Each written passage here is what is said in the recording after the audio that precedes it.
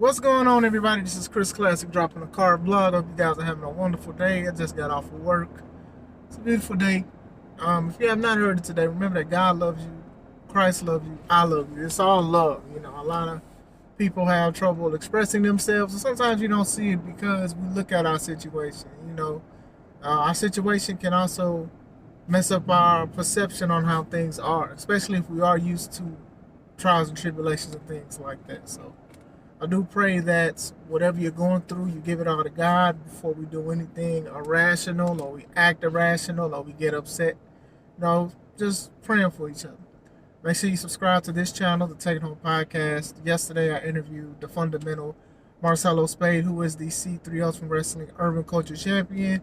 He had a great insight on the business and things like that. I'm a big fan of his work, and I'm glad he works for C3 Ultimate Wrestling. Also, make sure you subscribe to C3 Ultimate Wrestling's YouTube page. I got a few more videos I gotta drop that happened at our biggest show called 10, the show of all shows. I'm gonna drop a video tomorrow, so check that out. We're not doing this. What we're not gonna do is we're not gonna disrespect or water down Bryan Danielson's accomplishments.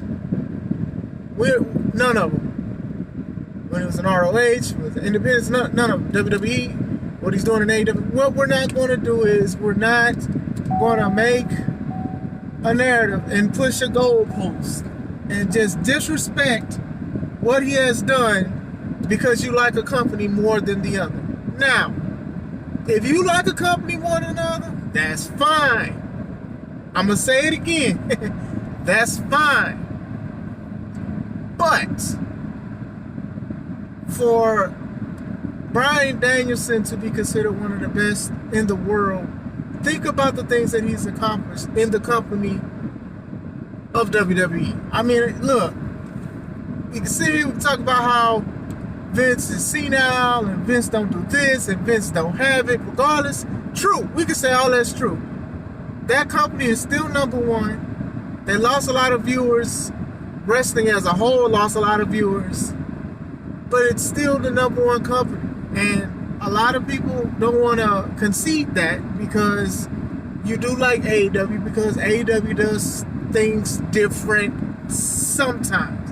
Or it's just a new toy on the block. It's the Buzz Lightyear in the Toy Story movie, the first movie, and you play with that because it has new things or it's something that's just brand new, and that's fine. But what I'm talking about is somebody posted a picture saying that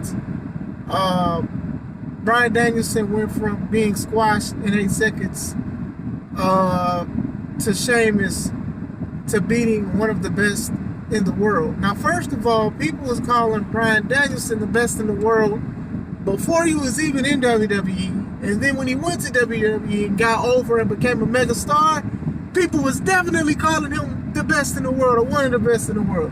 So just because you don't like WWE, don't act like this man wasn't killing it in WWE and he didn't get over in WWE, and that didn't help him broaden everything and more people liking him and things like that. Don't discredit him because you want to prove a point so bad. Don't do that. Regardless of what y'all feel about John Cena, he is one of the best wrestlers. Wrestling isn't just moves and stuff. So it's personality, it's larger than life character, and Cena is the epitome of that. So he is one of the top. He is one of the best in the world in what he does in wrestling. You get what I'm saying? So Danielson beat him for the title, the WWE title, the title that people want when they're a kid, childhood dream, and want to be signed to the number one company and win it. He's won it, what, 2-3 times? Intercontinental champion, won other championships, had bangers of matches. That match with John Cena was fire. The matches he had with CM Punk, fire.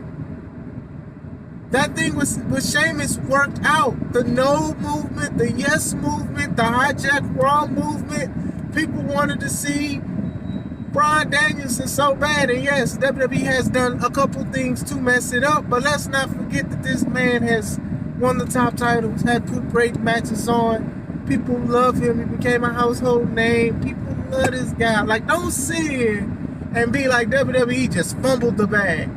And, and it's true. Bryan wanted to wrestle other wrestlers while he can because of his injuries and stuff. And WWE does not want him to do it. And he had a right to leave. Fine. I'm not sitting here saying he made a mistake. He's been putting on bangers in AEW. I wish he'd be more careful with what he's doing. He's getting injured and stuff like that. But I don't be like, oh, well, you should have stayed in WWE when he got injured, because he got injured in WWE. And we wrestlers.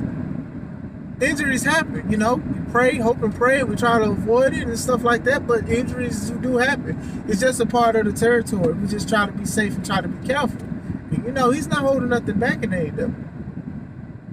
But going back to the point, all right, like, I already know how I felt about Forbidden Door. You already know how I felt about it. And there was only 2 matches I was actually looking forward to. And, Bryan broke his arm, apparently, and it will be out for some weeks because of what he had with Okada. The elbow drop, whatever it was. That's the only match on the card I'm looking forward to as for a rematch. But still, we just don't act like WWE didn't help catapult this man's career.